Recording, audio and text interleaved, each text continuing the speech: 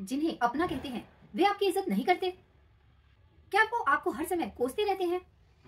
वे आपको अपनी हर बात मानने के लिए मजबूर करते हैं और आप जबकि पूर्ण रूप से समर्थ हैं तब भी ऐसे लोगों की अनर्गल बातों की अवहेलना नहीं कर पाते? क्या केवल उम्र और ओहदे के कारण आपको उनकी इज्जत करनी पड़ती है और उनकी सभी बातें माननी पड़ती है?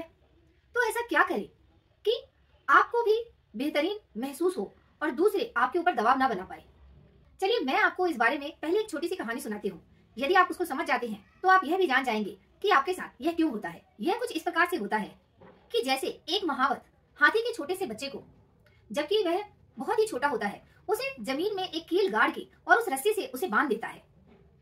हाथी का बच्चा अपने आप को छुड़ाने के लिए बहुत कोशिश करता है। वह उसे काटता है, खींचता है, पूरे दिन कोशिश करने के बावजूद वह उस रस्सी को या उस कील को नहीं उखाड़ पाता। क्यों? क्योंकि वह छोटा है, उसमें अभी इतनी शक्ति नहीं है और वह थक जाता है। ऐसा नित्य प्रति जब उसके साथ होता है तो हाथी के बच्चे में यह बात उसके मन में बैठ जाती है कि वह इस कील को या फिर इस रस्सी को नहीं उखाड़ सकता। कुछ वर्षों बाद जब हाथी बड़ा हो जाता है और अब उसमें इतनी शक्ति आ जाती है कि वह कील या रस्सी नहीं बल्कि पेड़ को उखाड़ सकता है, आसपास के सारे जंगल को तोड़ सकता है, घर पहाड़ कुछ भी उसके लिए मुश्किल नहीं है।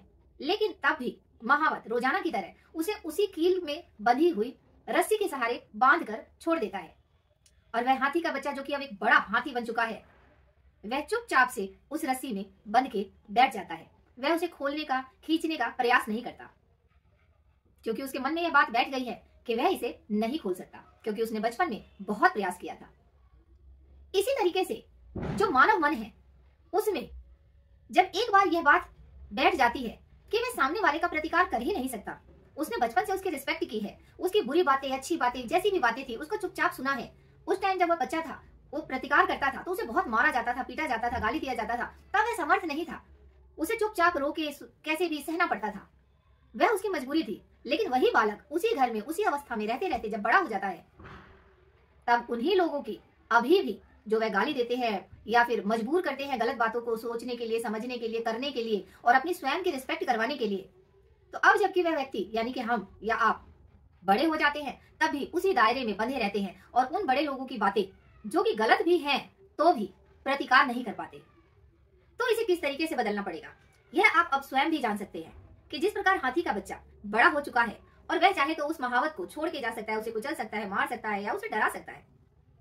तो अगर कोई ऐसा व्यक्ति आपके जीवन में है तो आपको भी उसी प्रकार से समझना पड़ेगा कि अब आप में वह पावर है, वह शक्ति है, अब आप बड़े हो चुके हैं, आपकी मन स्थिति को आप बहुत बेहतरीन तरीके से समझते हैं, तो सामने वाले को आप स्वयं से ही जवाब देंगे, अपने कर्तव्यों का निर्वहन कीजिए। लेकिन किसी दूसरे के गलत बातों का, जिससे कि आपका मन दुखी होता है, आपका आत्मसम्मान आहत होता है, आपको बहुत बुरा महसूस होता है, आपको आत्मग्लानि होती है कि यह आपके साथ क्यों हो रहा है, यह क्यों नहीं बदलता, काश वो व्यक्ति बदल जाए, उसका स्वभाव मेरे प्रति अच्छा हो जाए, ऐसी भावनाएं आप दूसरे के लिए जब रखते हैं तो वह ठीक नहीं हो पाता, क्योंकि हम दूसरे व्यक्ति पे काम नहीं कर सकते।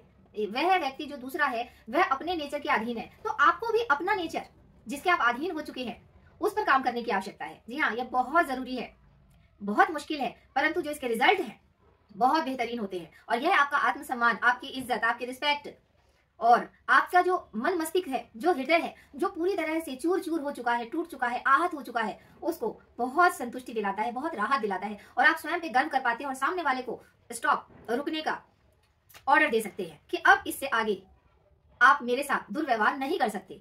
तो यह जो पहला स्टेप है वह आप ही को उठाना पड़ेगा। आप हाथी के एक छोटे बच्चे से इस चीज को अगर समझ जाते हैं तो आप क्या उस व्यक्ति के व्यवहार पे अंकुश लगा नहीं सकते? जरूर लगा सकते हैं। अपने प्रति हमें उस व्यक्ति को नहीं बदलना, परंतु आपके प्रति जो उसका व्यवहार है उस पर स्टॉप, रुको जैसी चीजों के बारे में बोलना शुरू कर सकते हैं। और जब यह आपकी तरफ से बार बार जाएगा तो सामने वाले व्यक्ति को समझ आ जाएगा कि अब यह व्यक्ति बड़ा हो चुका है और इसके साथ हम गलत चीज नहीं कर सकते, क्योंकि जो दबता है उसी को दबाया जाता है, क्योंकि उसने स्वयं कभी आवाज नहीं उठाई। तो उठिए, आवाज दीजिए, सामने वाले को रोकिए और अपने आत्मसम्मान को फिर से जीवित कीजिए। यह कार्य आपको स्वयं के लिए करना है, किसी अन्य के लिए नहीं। तो करके देखिए, बहुत अच्छा लगेगा। कोशिश हमेशा कामयाब होती है। ऐसा ना सोचे कि यह मुझसे नहीं हो सकता, यह आप ही से हो सकता है। धन्यवाद।